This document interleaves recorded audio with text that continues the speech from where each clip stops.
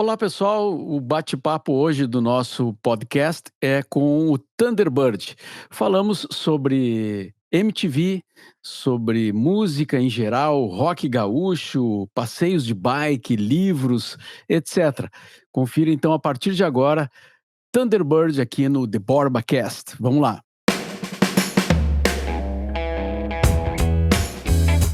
Então, muita alegria de te receber aqui no nosso podcast. Obrigado, Mauro. Obrigado. A gente já conversou uma vez, não sei se tu vai lembrar, na Rádio Mix, no Cafezinho. Claro que lembro, lógico. Eu acho Porto Alegre, né? Em Porto Alegre, é. Sim, lembro, sim. E eu não lembro por que tu estava em Porto Alegre, mas enfim, né, tava aqui. Então, foi muito legal o papo e tal. E agora, então, a gente tem essa oportunidade aqui de bater esse papo, saber como andam as coisas, né, as atividades e, enfim, vamos falar sobre tudo que for possível. Lógico. Tu tá fazendo o teu programa no YouTube, né? Tem... a gente vê que tem uma produção legal, assim.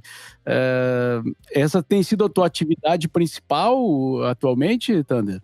É a minha melhor diversão, pelo menos, né? A atividade principal continua sendo galgar espaços na mídia, né? Porque é muito difícil, né? Ainda mais na pandemia. Às vezes a gente recebe convites que a gente prefere recusar, porque eu só tomei a primeira dose da vacina, não estou podendo me expor, né? Eu tenho 60 anos, cara. Então eu me resguardo um pouco, entendeu? E assim, shows, por exemplo, eu não tenho feito, porque não dá para fazer show, não dá. Às vezes vem uns loucos, falam assim, então vem aí, não, o pessoal da plateia fica a 1 metro de distância. Não, obrigado, valeu, não quero fazer isso, não. Então, assim, no momento, eu acho que esse programa no YouTube toma bastante do meu tempo, porque é um programa semanal e exige uma edição bem trabalhosa, né? E, assim, a edição no YouTube, ela não se restringe, assim, a deixar o programa mais legal do mundo. É burlar a maldita regra do YouTube que às vezes simplesmente bloqueia um videoclipe sem mais nem menos. Eu tenho vários programas que a gente já lançou e que foram bloqueados. Jimi Hendrix está bloqueado, Led Zeppelin está bloqueado, o LCD Sound System foi bloqueado essa semana. De uma hora para outra eles vão lá e pum, bloqueiam. Porque esse clipe não pode. E assim, eles podiam se decidir, eles podiam ser mais eficazes e mais transparentes para dizer quais são as regras, mas não existe transparência, não existe regra, é o robô, é o maldito robô. Quando eu assisti a Perdidos no Espaço, tinha o robô era tão legal, né? O filho da puta era o Dr. Smith. Agora parece que o robô é um mal desgraçado, ele fica só enchendo o saco da gente. Os bloqueios agora estão até no Instagram. Eu vou colocar um teaser do programa e o Instagram bloqueia. Eu tive um vídeo bloqueado, um teaser do programa que eu fiz sobre Blonde, que o Instagram simplesmente bloqueou. Eu falei, você não pode passar Blonde aqui no Instagram. Como assim? Eu tô ajudando a banda! Eu cheguei a conversar, inclusive, com Cat Stevens, nosso querido Youssef. A gente trocou uma ideia no Instagram, inclusive, porque ele colocou lá, fez uma postagem, eu falei assim, puxa, eu queria fazer um programa sobre você. Ele falou assim, então faça. Eu falei assim, mas sua gravadora deixa? Ele falou assim, eu garanto que deixa. Então vamos fazer um programa sobre Cat Stevens, que eu acho um artista fantástico, que merece todo o trabalho que vai dar, mas assim, eu conto com ele para negociar isso com a gravadora, porque a gente quer às vezes ajudar uma banda. Eu fiz um vídeo essa semana, o vídeo dessa semana, por exemplo, é sobre o Silver Apples, uma banda que pouca gente conhece. Nós que gostamos muito de música, a gente tem acesso, mas o grande público não conhece. Muita gente passou a conhecer o Silver Apples por causa do programa. Eu acho o máximo, eu tenho mais aqui divulgar o Silver Apples mesmo, mas desde que eles não bloqueiem, né?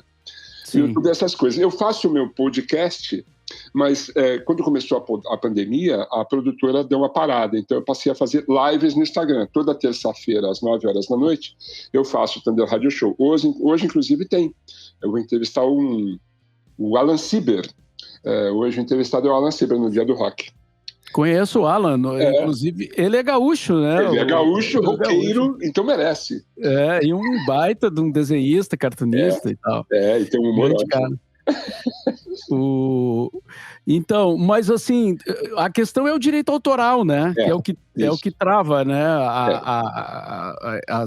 Não só o YouTube, mas, por exemplo, o Spotify, o iTunes também bloqueiam programas, né? Que tocam músicas. Sim. O que assim, nem sempre isso vai ajudar o artista, né? Eu acho que é uma postura bastante obtusa por parte das gravadoras, né? Das editoras. E, geralmente a Warner é problemática, mas a Warner sempre foi problemática, desde o tempo do cinema, nos anos 60. Eu estou lendo um livro ultimamente muito legal, chama A Geração... Por que a geração de sexo, drogas e rock and roll salvou o cinema, e fala dessa postura obtusa da Warner desde os anos 60 no cinema. A Warner é esse problema sério no nosso caminho. Mas existem outras gravadoras que também promovem esse tipo de bloqueio. Não vai ajudar o artista. No caso, o meu programa está ajudando o artista. Eu estou ajudando a vender streaming, eu estou ajudando a vender disco, eu estou divulgando esse artista. O artista sabe disso, mas ele não pode fazer nada, porque quem manda é a gravadora. Os malditos caras da gravadora, aqueles engravatados, quando eles ganhavam dinheiro em cima do artista dos anos 90, eles eram aqueles pústulas. E hoje em dia eles continuam sendo uns pústulas, uns biltres, uns malditos. De quem é esse livro aí que tu citou? Eu posso ver para você, eu não lembro o nome do autor. Bill Hiskind. Depois eu pego para você. Eu vou lá pegar para você, para te mostrar. É bem legal o livro, bem bacana. Conta as histórias maravilhosas do Sem Destino, por exemplo, né? Então, a loucura que foi fazer aquele filme, né? O Peter Fonda, o Dennis Hopper, loucaços, doidaços, né? Tentando dirigir o filme, e os caras estavam mais perdidos do que segue um tiroteio. Os caras tomavam ácido lisérgico e iam pro set fazer a filmagem, sabe assim? Era uma loucura aquilo. Mas foi um filme que deu um salto ali, deu um primeiro passo para os novos diretores se estabelecerem. Então, às vezes, uma loucurinha faz bem. Claro. Então, assim, na mídia tradicional, hoje tu não está atuando? Não, eu vou começar um trampo em agosto, numa TV aberta, mas eu ainda não estou liberado para falar sobre isso. Mas vou começar um trampo numa TV aberta, vou participar de um programa de um grande apresentador, vou ser jurado nesse grande programa, desse grande apresentador, um cantor, inclusive, da antiga. Eu acho o máximo. Já fiz umas coisas com ele quando a gente trabalhava na mesma emissora. Ele é um grande figura e vai ser muito divertido, tenho certeza. Em agosto eu já estou de volta. Certo. Que legal. E, bom, tu é da geração que começou a MTV, né? Tu estava na primeira formação? Sim. Primeiro time. 1990. Estamos lá, eu, Rodrigo Leão, Gastão, Maria Paula, Cuca, Dani, Astrid, Zeca Camargo, Lorena Calabria, mais a Renata Neto, acho que eram esses. E qual a importância da MTV para o rock brasileiro dos anos 90?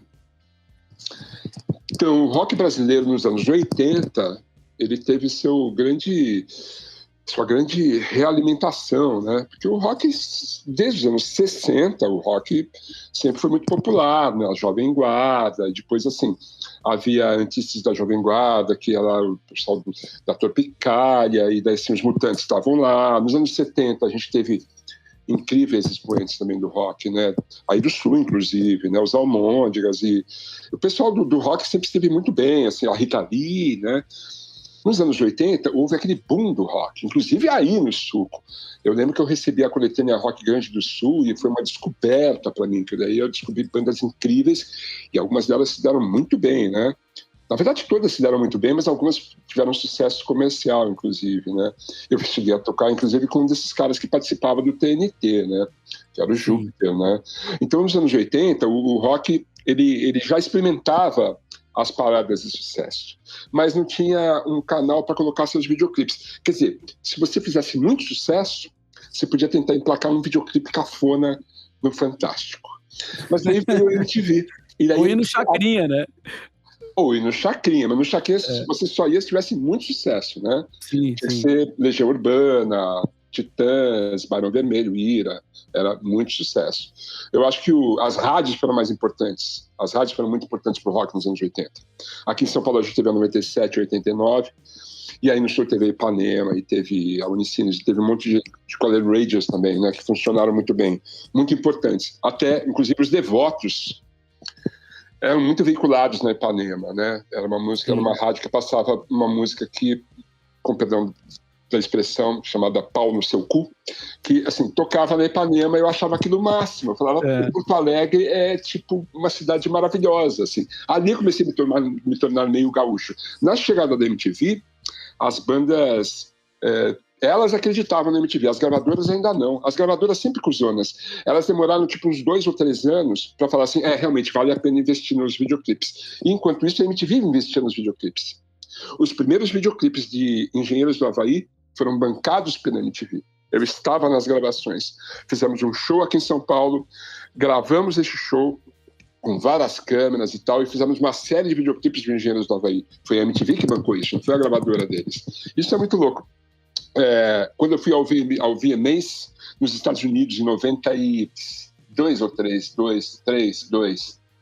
2 por aí, a banda vencedora foi Nenhum de Nós viajamos juntos para Los Angeles, foi muito interessante. Então, assim, a partir dos anos 90 a MTV estabeleceu o prêmio, né, o VMP, e aquilo, toda a banda queria participar de um VMB. Se não da premiação, pelo menos da festa. A festa era algo. E daí, assim, a MTV tomou conta do espaço. Tinha retransmissoras em Porto Alegre, Salvador, Recife, e assim, a MTV tomou conta do Brasil. A MTV, no começo, inclusive, os argentinos, eles pirateavam a MTV com suas antenas parabólicas. Eu tinha um fã-clube em Buenos Aires. E, assim, parte da América Latina, Paraguai, Chile, eu acho que não chegava, mas Paraguai, Argentina e Uruguai, pirateavam a MTV brasileira porque não tinha MTV Internacional ainda. A MTV Internacional só veio em 93. Então, era a MTV Brasil que fazia sucesso lá. Com a chegada da MTV Internacional, daí muitas bandas latinas tomaram corpo e tomaram conta das paradas também. Foi um fenômeno graças à MTV. Você viu o recente documentário, não lembro o nome em português, como é que é, que podem todos...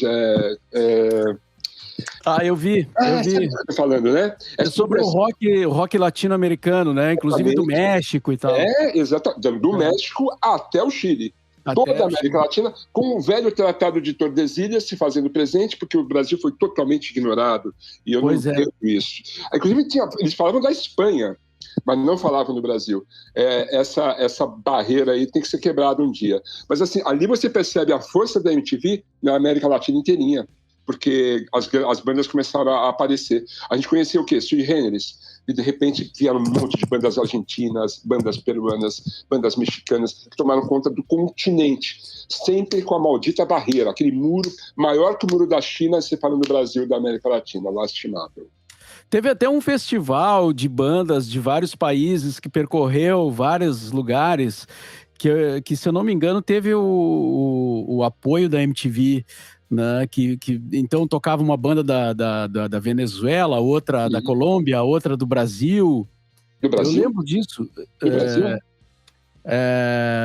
No festival, né? Nos shows, não falo do documentário esse, que realmente não fala no rock brasileiro. Mas teve agora não tô lembrando, mas teve uma turnê de bandas latinas que percorreu. Porto Alegre teve o show no Gigantinho e tudo, né? O rock brasileiro, ele conseguiu chegar, pelo menos na Argentina, né? Paralamas do Sucesso era muito reconhecido lá, né? A Rita Lee era muito reconhecida na Argentina, né? As fronteiras, eu acho que era mais difícil de romper com os países mais ao norte, né? Era mais difícil de chegar. Na Argentina, a gente até que tinha alguma penetração, assim. Eu lembro o sonho de toda a banda de garagem era tocar em Buenos Aires. Ao mesmo tempo, a gente conheceu muito pouco das bandas argentinas aqui, né? Só as mais famosas mesmo. A gente passou batido pelo rock latino-americano. Eu não conheço quase nada do rock uruguaio, eu gostaria de conhecer mais. Sim. Eu acho que tem uma questão do rock em espanhol no Brasil, ele não pega muito, assim, o grande público, né? Privilégio dos gaúchos, que tem essa proximidade geográfica, e parece que a barreira aí é muito pequenininha, porque os meus amigos gaúchos todos conhecem as bandas argentinas, uruguaias, chilenas, eles têm muito mais proximidade, e assim, quando eu falo de rock argentino, eu vou falar com os meus amigos gaúchos, músicos gaúchos, nossa, é um banho, assim, porque os caras conhecem um universo roqueiro portenho, né? Sim. Sim. Talvez a proximidade geográfica, né? A gente aqui tem fronteira com a Argentina, com o Uruguai, né? Sim, então... sim. Privilegiados! Que legal. E, bom, talvez tu não saiba, mas eu era um que tocava o Devotos na Rádio Ipanema. Eu fiz Olha parte. Que beleza, olha que beleza, cara! Porra, que beleza! Eu lembro que o Vitor, não tinha o Vitor? O Vitor Hugo, sim. Então, que ele falava assim, daí tinha uma vinheta que era dos Devotos. O rock and roll, Vitor! Era do primeiro disco dos Devotos, cara. Eu nunca vou esquecer isso. O Rio Grande do Sul sempre foi muito legal comigo, sempre. Sempre que eu ia até aí, sempre que vou até aí, faz tempo que não vou, obviamente, por motivos óbvios, mas sempre que vou até aí é muito legal. Eu pensei até em mudar para Porto Alegre uma época. 2008, eu pensei em mudar, fui para aí, fiz uma turnê com a minha banda. Eu tinha uma banda local, os Flaming Birds. E numa dessas turnês que a gente fez, acho que foi aí que eu fui no cafezinho, eu pensei muito em mudar para Porto Alegre, porque é um lugar muito agradável, assim, inclusive amigo da bicicleta, né? Sim. Yeah. E a gente está falando aqui de coisas que não tem mais, né? A MTV, a Rádio Ipanema.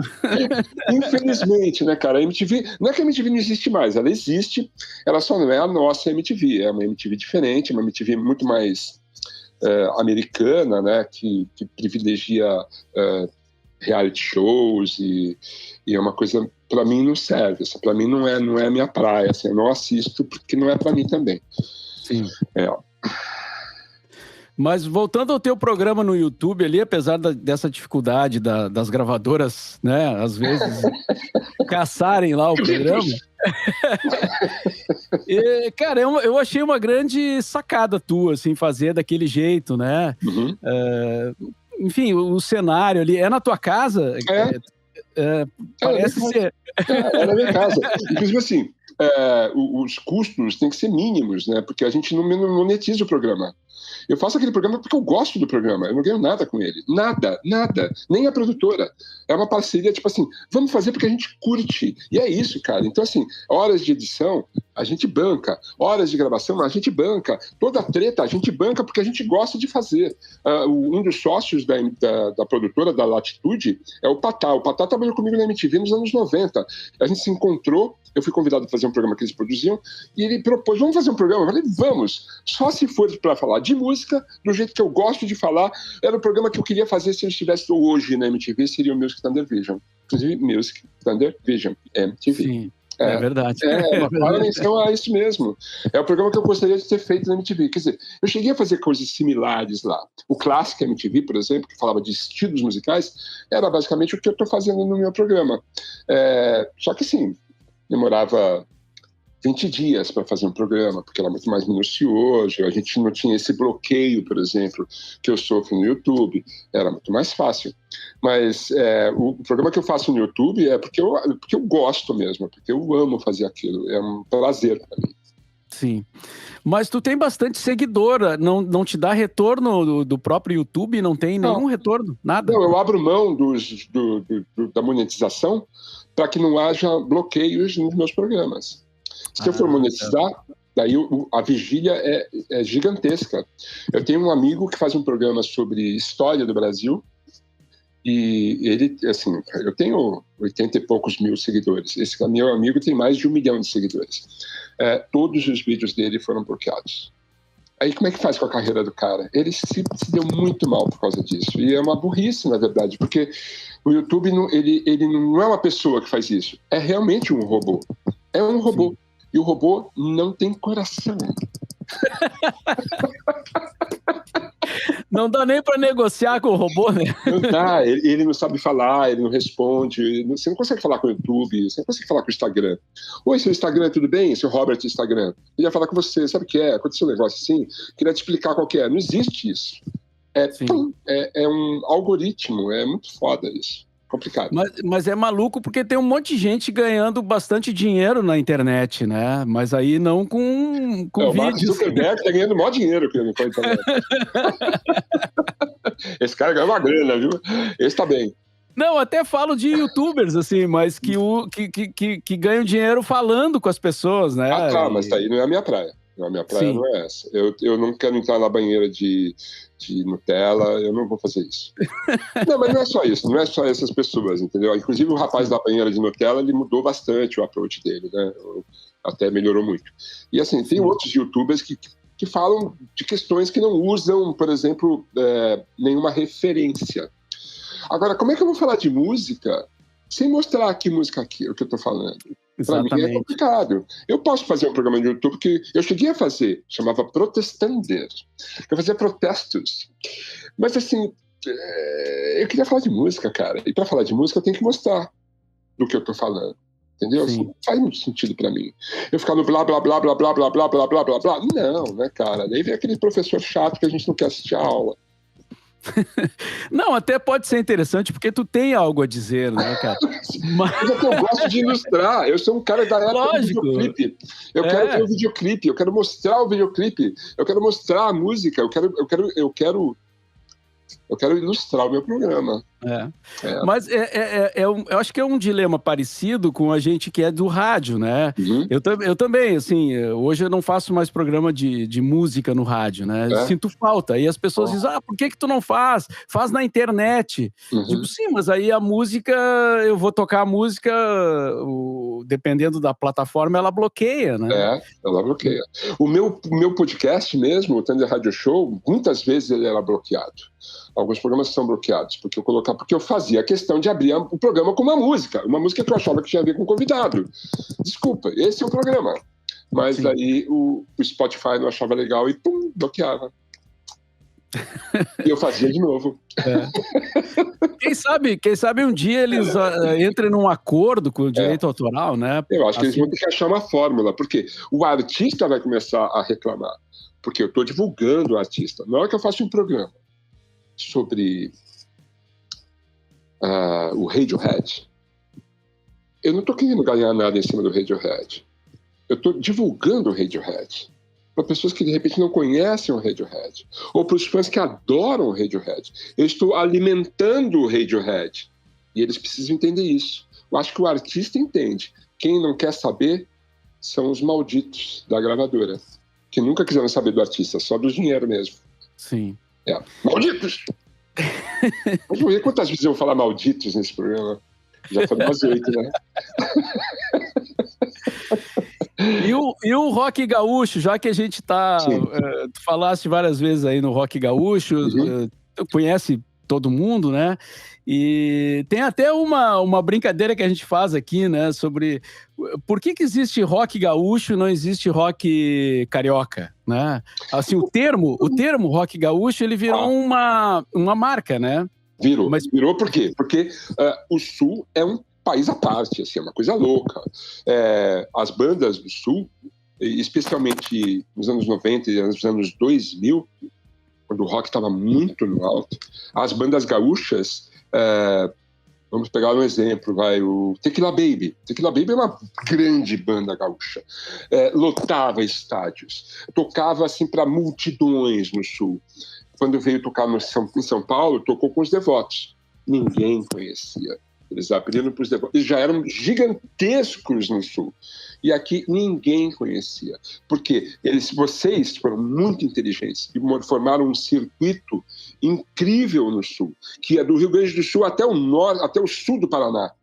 Então as bandas gaúchas percorriam todo o sul do país fazendo show o tempo todo.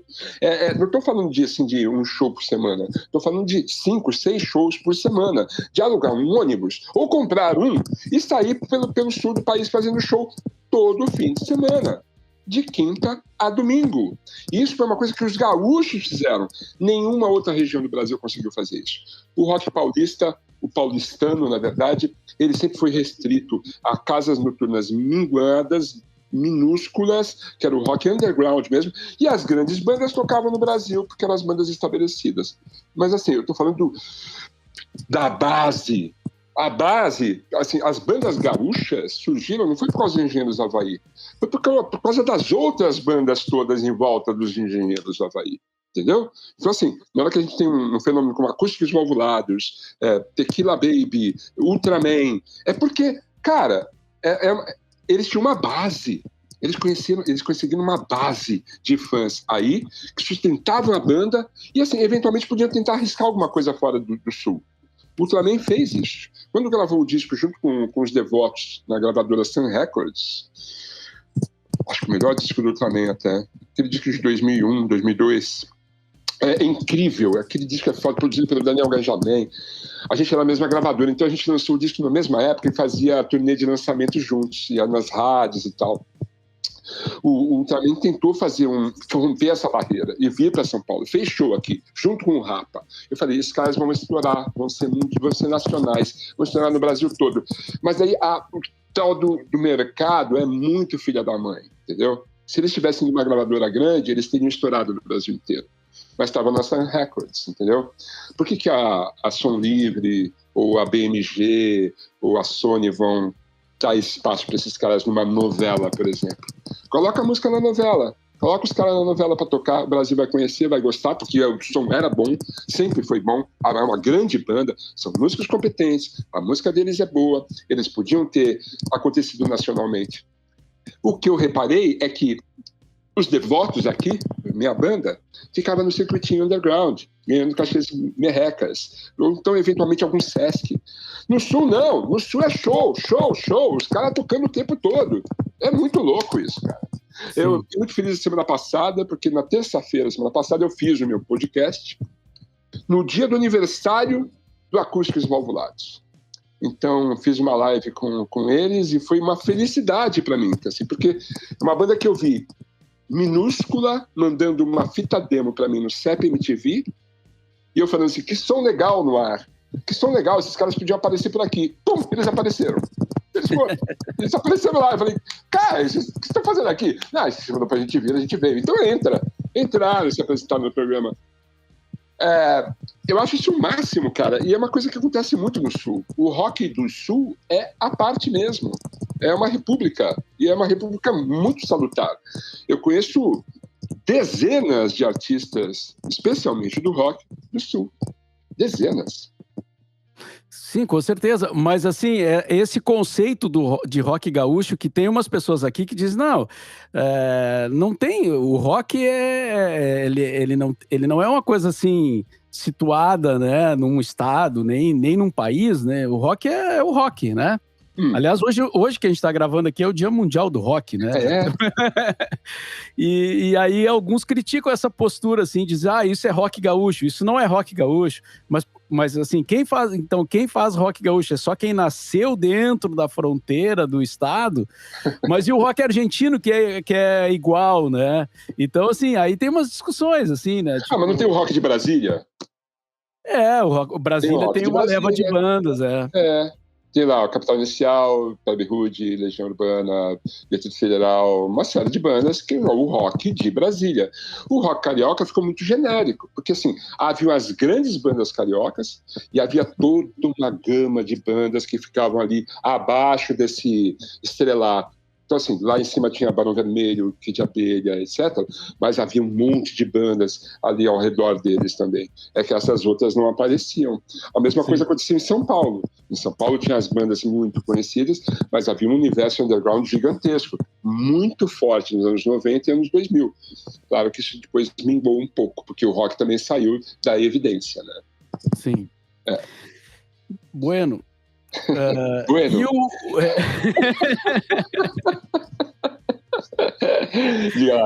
E o Júpiter, cara? Eu queria que tu falasse um pouquinho do Júpiter. É um dos homens mais interessantes que eu conheci na minha vida. Assim, é um artista completo, né? Ele é um artista completo.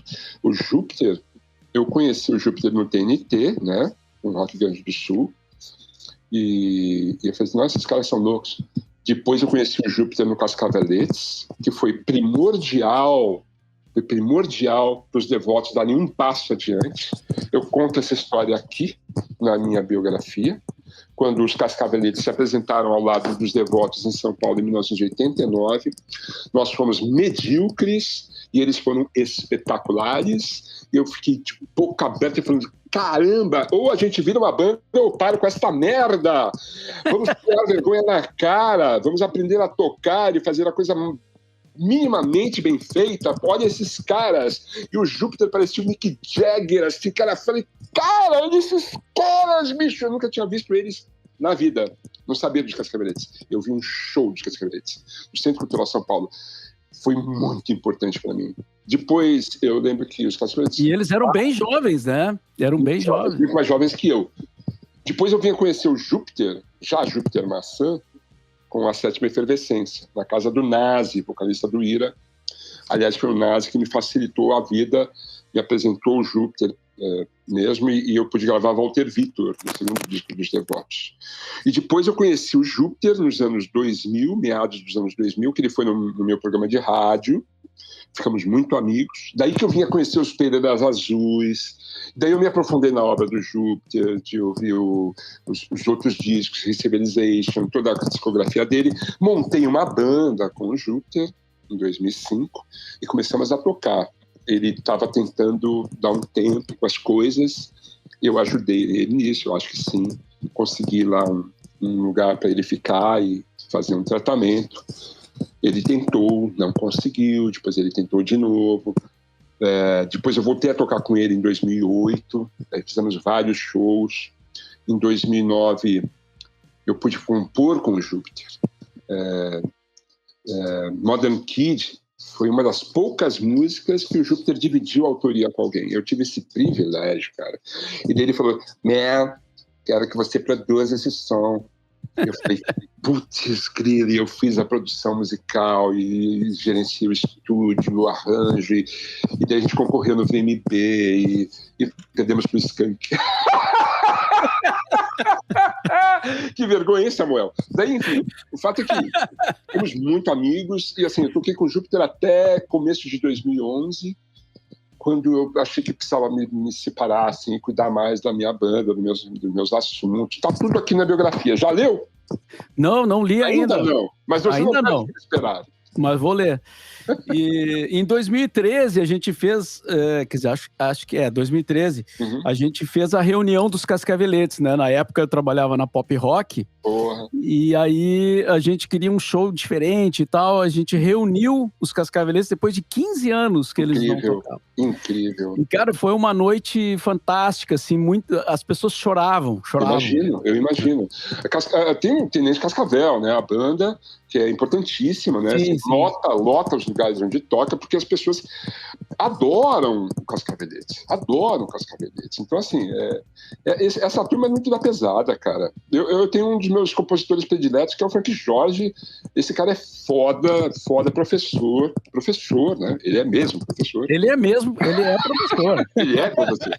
E assim, não é só professor, né? É um cara legal que ensina rock pra molecada, até hoje, né, cara? Lançou recentemente um trabalho aí.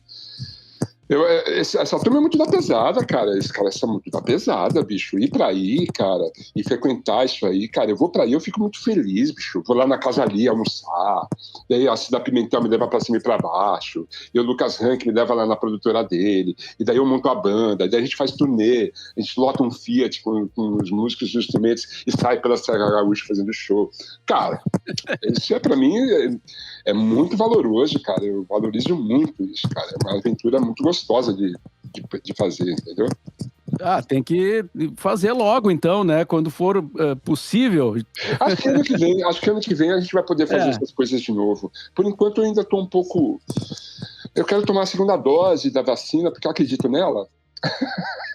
Eu já tomei a segunda agora essa semana. Meus parabéns. Olha aí que privilégio. Que ótimo, cara. Daqui a 15 dias, então, você já está pronto para tomar uma baforada.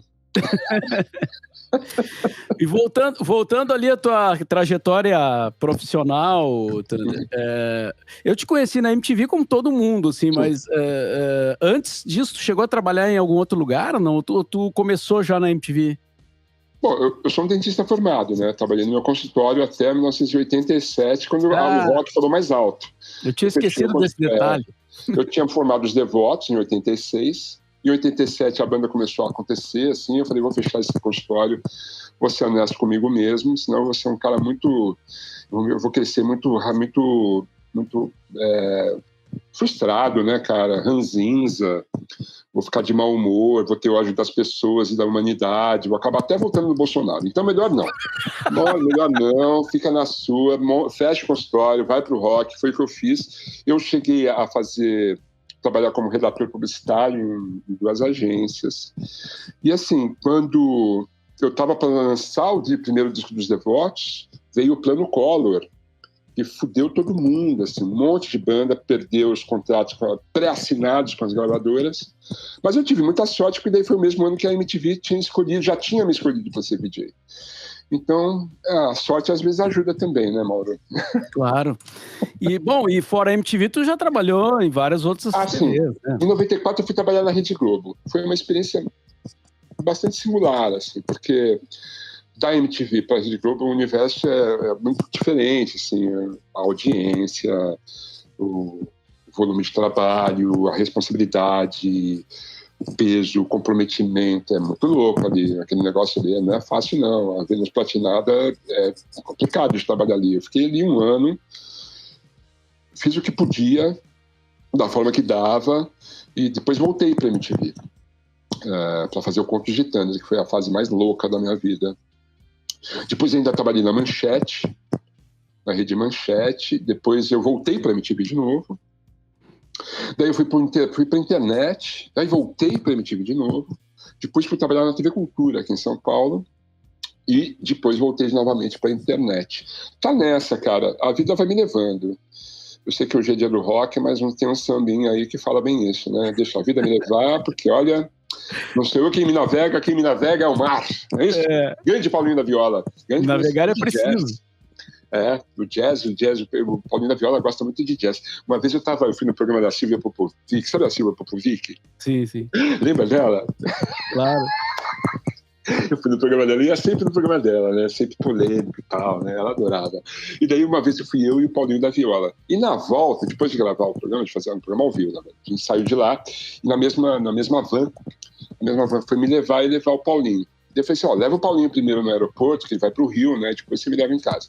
Daí fomos, e aí pegamos um congestionamento, e ficamos 2 horas no trânsito, eu e o Paulinho da Viola. Cara, a gente falou de jazz, cara, durante 2 horas. O cara conhece tudo, mano. E ele tem o mesmo gosto que eu. Ele gosta do cool jazz, ele gosta do modern jazz. A gente ficou conversando sobre jazz, assim, 2 horas. Ele é uma figura incrível, adorável. Adorável, Paulinho da Viola. Pô, ficar engarrafado com o Paulinho da Viola é melhor, né?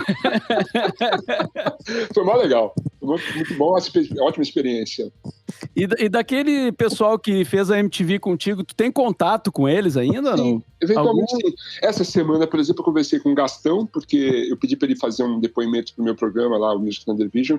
Eu gravei um programa sobre o Alice in Chains, e o Gastão fez um depoimento. Eu encontro eventualmente com alguns DJs, a Marimun, eu sempre falo com ela, o Didi, a Didi, algumas pessoas que ficaram mais amigas, mais próximas, né?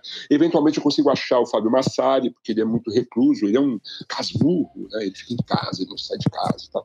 Mas eu consegui gravar um programa com ele sobre Frank Zappa e um outro programa sobre os Morlocks. Mas assim, eventualmente eu encontro os meus amigos, o Edgar, eu às vezes encontro, a gente às vezes se fala, assim. Ah, legal. O Massari era o reverendo, né? Eu que apelidei ele de reverendo. Ah, foi tu que apelidou? Foi eu que disse. Porque, na verdade, o Massari, ele trabalhava na programação, né? E quando eu comecei a ter overdose de trampo na MTV, que eu fazia 121, Top 10, fazia muito programa. Eu comecei a ter esgotamento, assim, e assim, eu resolvendo passar o lado B pro Massari. Eu falei assim, a melhor coisa que vocês vão fazer é passar esse programa pro Massari, porque ele sabe mais que eu sobre bandas alternativas. Foi a melhor coisa que a MTV fez. E ficamos grandes amigos. O Massari, em retribuição, foi aos Estados Unidos e me trouxe um disco do Reverend Heart and Heat, que é maravilhoso. Daí eu falei, reverendo, você é o reverendo. Daí virou o reverendo Fábio Massari. Tá certo. E tu é adepto da bike, né? Eu vejo as tuas publicações e tal. Adoro pedalar, cara. E pelo exercício físico, pela filosofia, enfim, qual é a tua... O que te move, assim, a andar de bike? Porque é uma coisa que às vezes é meio perigosa, né? Dependendo do lugar e tal. Dependendo do ciclista, Olha só, o que eu faço é que desde os meus 8 anos de idade, eu pedalo. Eu ganhei uma bicicleta quando eu tinha 8 anos, minha Monareta. E daí eu lembro que eu subi naquela bicicleta e ela durou até derreter, assim, destruir a bicicleta, de tanto que eu usei. Sempre gostei de bicicleta. Mas houve um momento que eu parei de pedalar. E eu voltei a pedalar no começo dos anos 2000, porque a MTV me deu uma bicicleta. Todos os funcionários da MTV ganharam uma bicicleta. Coisa linda. Daí eu fiz uns pedais e tal. Daí eu fiz umas provas de aventura, aí me deram uma bicicleta de corrida. Ah, legal, tal. Eu comecei a correr, né? Comecei a correr. Quando eu parei com as coisas, se é que você entende, eu parei de fumar cigarrinho também e comecei a correr. Daí comecei a correr, fiz a maratona de Nova York. E aí virou um corredor mesmo. Quando eu fui para Porto Alegre, eu saía para correr aí. Eu queria correr, cara. Me dá um par de tênis que eu saio correndo. E assim, eu corri até 2009, daí eu cansei. Sabe aquele filme Forrest Gump? Sim, sim. Tem aquela cena que ele tá correndo e tem os adeptos dele atrás dele, e uma hora ele para e fala assim, Deus fala assim, olha, ele parou, ele vai falar alguma coisa. Ele fala assim, cansei, vou para casa. É a mesma coisa comigo. Eu cansei, fui para casa, subi na bicicleta e foi maravilhoso, porque eu redescobri a bicicleta e comecei a pedalar muito. A bicicleta, no começo dos anos 2010, em São Paulo tinha uma carência de ciclovias. Então eu pedalava na rua mesmo, cara. Era bem complicado, assim. As pessoas ainda gritavam, paravam o carro do meu lado e falavam assim, lugar de pedalar é na academia. Eu falava assim, não, cara, lugar de pedalar é na rua. Enfim, as pessoas foram aprendendo, né, a respeitar a bicicleta, a entender que, pô, pedalar é legal. Aqui tem as ciclofaixas de lazer, que o leigo fala assim, eu vou experimentar. Daí ele pega a bicicletinha dele, vai para a ciclofaixa de lazer, tem os cones protegendo, ele se sente seguro para pedalar, começa a pegar gosto pela coisa e começa a usar as ciclovias locais da cidade. Alguns realmente viram adeptos da bicicleta, vendem seus automóveis e passam a pedalar o tempo todo. Compra lá sua bicicleta elétrica e vai pedalando por tempo de eterno, sabe assim? Você vê isso em São Paulo já. Sim. Uma coisa que em Porto Alegre isso aconteceu também. Teve a massa crítica em Porto Alegre. E assim, isso é fantástico. Eu adoro Porto Alegre muito em função disso também, porque é uma cidade amiga da bicicleta. Óbvio que é perigoso. A gente tem que tomar todo o cuidado possível, porque a gente é muito frágil, a gente não tem a proteção de um para-choque de automóvel. Às vezes o motorista de ônibus, né, ele não consegue nos ver. Nós temos que nos fazer visíveis para o motorista de ônibus, então. E tomar todo o cuidado possível. De preferência, pedale pela ciclovia. Eu preferencialmente uso a ciclovia. Em alguns momentos não dá para usar a ciclovia porque não existe. Mas vai existir. Porque o poder público entendeu que a bicicleta é legal. A bicicleta é legal porque é moderna, a gente parece em Nova York, é tão legal, e aí assim virou caça-voto.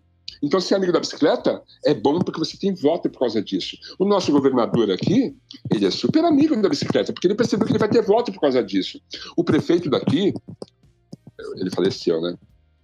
Mas ele foi um cara que implantou um monte de ciclovia. O prefeito anterior, Fernando Haddad, implantou um monte de ciclovia. Isso começou lá com o Kassab, em 2010, implantando a ciclovia. É inevitável, cara, é inevitável. É muito automóvel. Assim, no momento que você está numa bicicleta, numa ciclovia, e começa a passar pelos carros parados no congestionamento, daí você fala, puta, cara, que legal. E daí a sua saúde começa a melhorar. Então a sua disposição melhora também. E a gasolina a R$6? Tô fora. No novembro do ano passado, eu tomei uma decisão, cara. Desde quando eu tenho 18 anos, eu tenho um automóvel. Cheguei a ter 3 automóveis de uma vez. Em novembro do ano passado, eu vendi meus automóveis. Eu não tenho mais carro, cara. Eu só tenho minha bicicleta. Tenho 2. Uma elétrica e uma normal. E eu faço um bom uso delas, cara. E é mó legal, bicho. E quando eu preciso, sei lá, fazer um show, levar um instrumento, eu pego um Uber, e tudo bem. Eu fiz as contas, cara. É uma loucura. Eu adoro dirigir, eu adoro automóveis, eu assisto Fórmula 1 todo fim de semana, porque eu sou fã de automobilismo. Meu avô era corredor de carreteira no Interlagos. Eu tenho um passado de automobilismo fudido, assim, eu adoro automóvel, eu tenho paixão por automóvel. Mas neste momento, o automóvel não vai me ajudar em nada. Então, assim, a bicicleta meio que salvou minha vida, porque eu coloco 2 máscaras e saio pedalando. Sabe assim?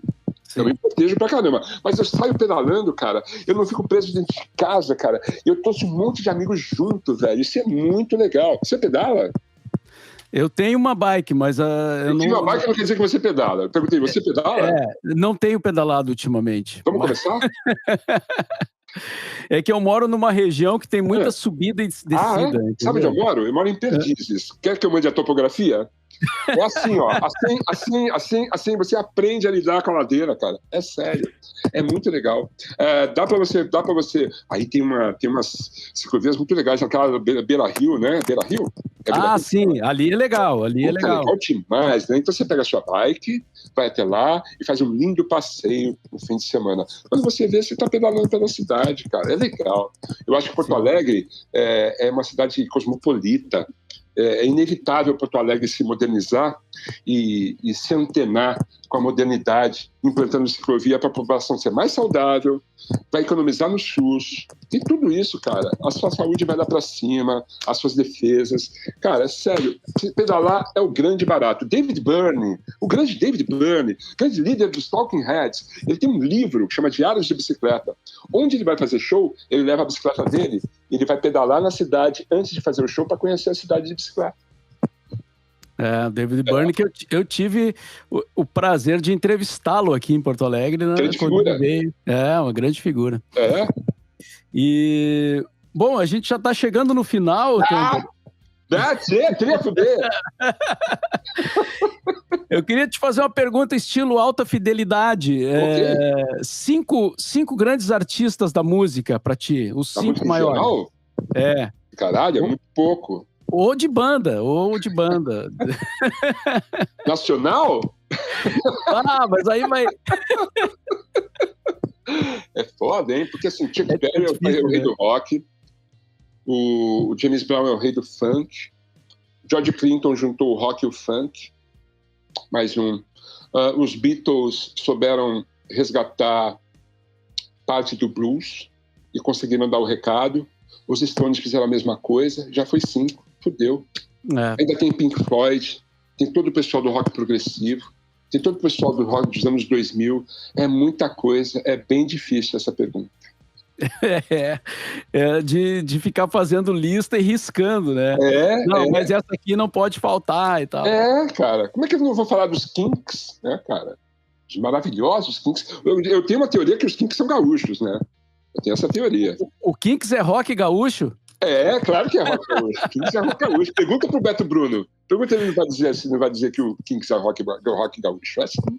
Pois mas eu acho que tem a ver com essa coisa do estilo, né? De falar da cidade onde você mora, de falar das coisas do seu povo, de ser cáustico, de ser competente musicalmente e melodias maravilhosas. O Kinks é rock gaúcho.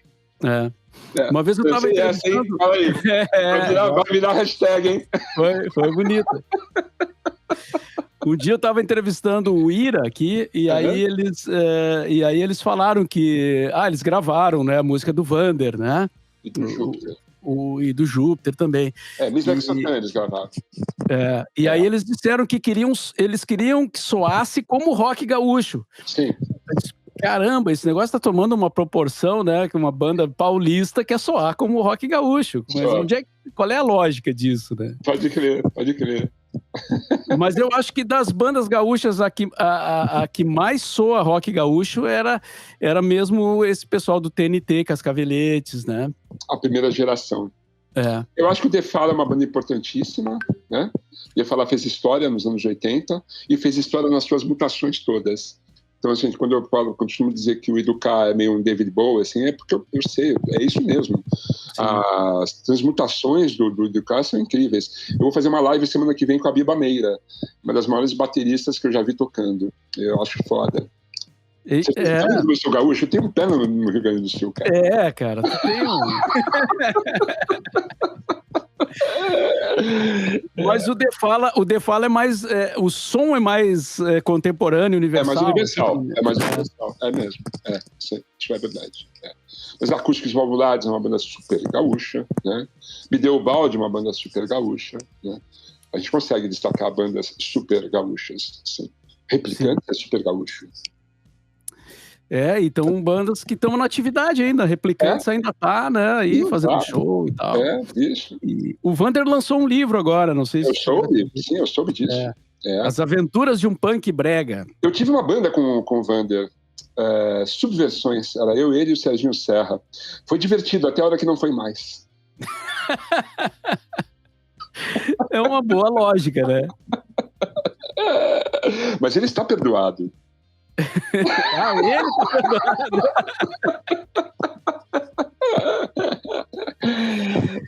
Legal, Thunder. Vamos aguardar a tua visita aqui, então. Pô, ansioso por isso. Na verdade, antes da pandemia, a gente estava vendo uma mini turnê dos Flaming Birds com o Lucas Heng, o Júlio Sasquatch, dos Blackbirds, e o Fuso, né, o Maurício Chaes, né, dos Locomotores, minha banda. A gente estava vendo isso. Daí veio a pandemia para atrapalhar os nossos planos, mas acho que ano que vem a gente vai voltar à normalidade, cara. Eu tenho certeza disso.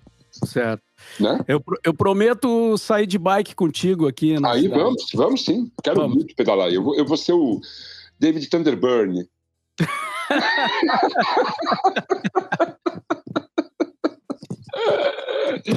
Tá bom?